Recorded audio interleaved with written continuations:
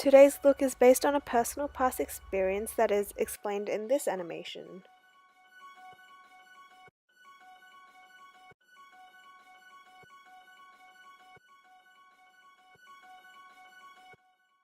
Yes, the change in tone is quite drastic, but I'm putting on my wig cap right now, and this is the doodle we'll be referencing from.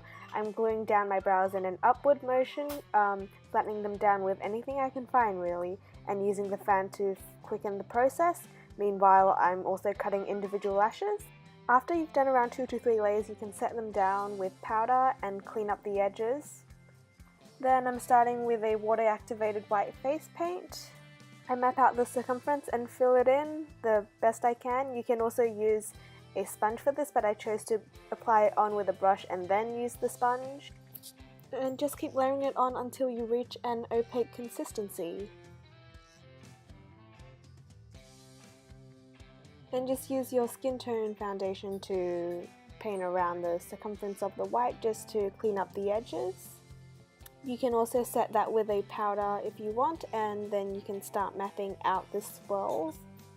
I just chose any random colour from a palette, really just use anything that feels right and start mapping out a swirl. And then I started to map out the first eye. Using black, I create a wing, and then to create the illusion of a larger eye, I also use a black and just create a new crease. Blend the black shadow out so that it is seamless, and then you can start on the other eye that is on the lower part of the other half of the face. Going in with the black shadow again, I extend the waterline up to the wing and also just set the wing with the black eyeshadow too.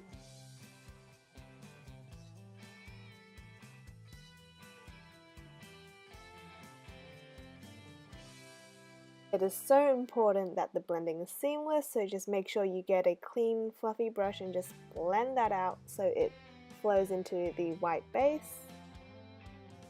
And because I was running out of the eyeliner, I used a black water activated face paint to fill in the rest of the wing.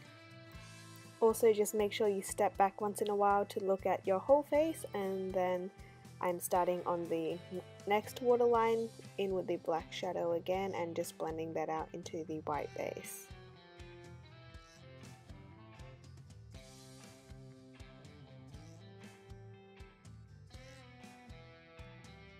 I really think blending something out is like the most fun to do and actually really fun to watch. I'm quite enjoying this actually.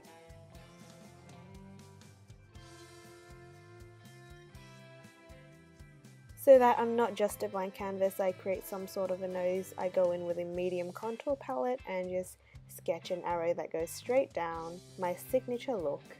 Just reinforce the highlights going back with your white, and also make sure to blend out the nose contour that you mapped out.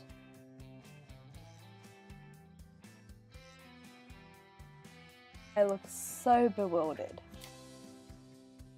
Black face paint or an eyeliner and just create some sort of semicircle to create the illusion of a pupil for the first eye, and for the second you can create an entire circle to create the pupil.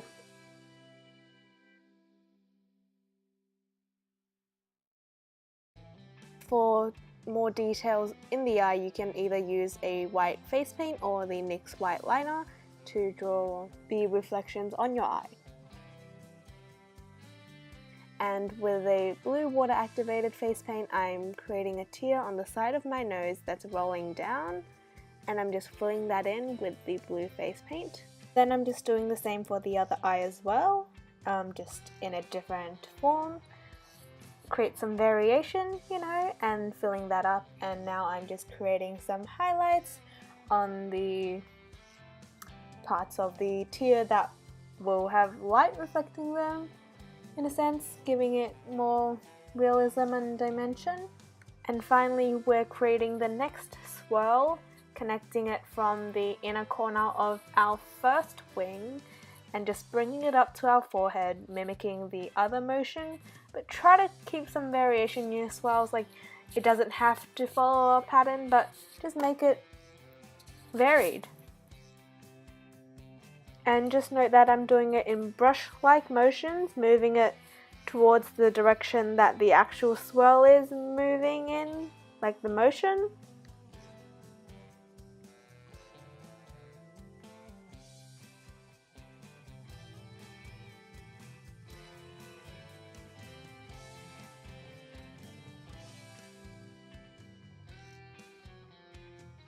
Now that I've created most of the outline with a few variations of different colors, almost like a rainbow, we love to have some color in our lives, and basically I'm filling the swirls in now, trying to create a gradient from the darker tones to the lighter tones. So here I'm making it from a pink to a darker red.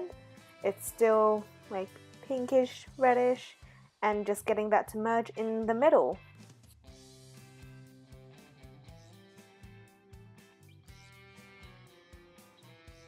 Now I'm also going in with the purple and the lighter, brighter shade of the purple, fixing along the edges with white face paint as I go along. And my phone died, so you missed the part where I glued on the individual lashes and also my other lash for the crease as well, but basically I'm showing you the process of how I've done it, and I've just taken the individual lash and used my hands and tweezers and just making sure that my other lash is pushed upwards so that it looks like I have a big eye.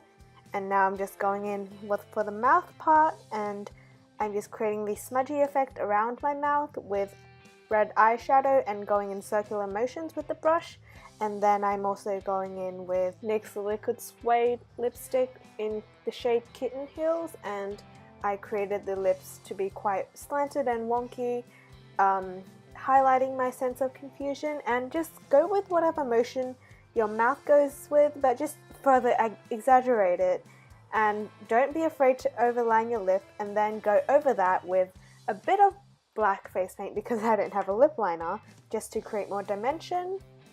And then here comes the part where I am outlining the white circle and just creating a circumference just to make everything more bold and just make it stand out more. I'm just doing the best I can. I have quite shaky hands, but that helps when I'm creating the barbed wire look, because you're just creating a squiggly line with the black face paint and extending that outwards on both ends and creating something almost like cat whiskers to create the shape and shadow of the barbed wire. I'm just going in with something black to darken my eyelashes so that it doesn't take away from the look as much and make a jarring effect, and here is the finished look. Voila! It's very colourful, I love it, and it really just highlights my inner turmoil. Talking about turmoil, I decided that I wanted to outline the colours in black. This is definitely an optional choice because I think it doesn't necessarily add to the look, it kind of makes it more cartoonish, but if that's the look you're going for, then stay for the ride.